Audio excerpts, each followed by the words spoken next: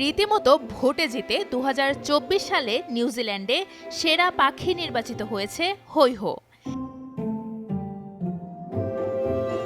এই পাখির মাথায় হলদে পালক, চোখজোড়াও হলদেটে। স্বভাবে ভীষণ লাজুক হলেও সুযোগ পেলেই শুরু করে হাঁক ডাক।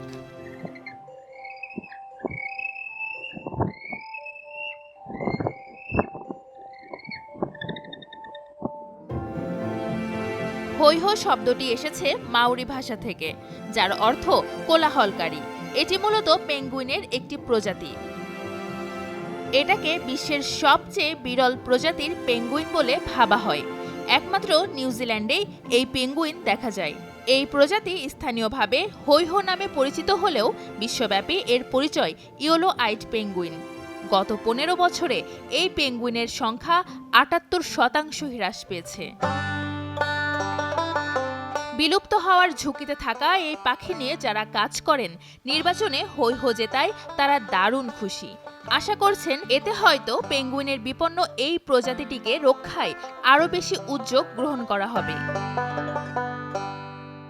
স্থলভাগে নিবিড় সংরক্ষণ প্রচেষ্টা সত্ত্বেও হৈহো পেঙ্গুইন জালে আটকে ও সমুদ্রের পানিতে ডুবে মারা যায় বলেও জানান স্থানীয় পরিবেশবাদীরা।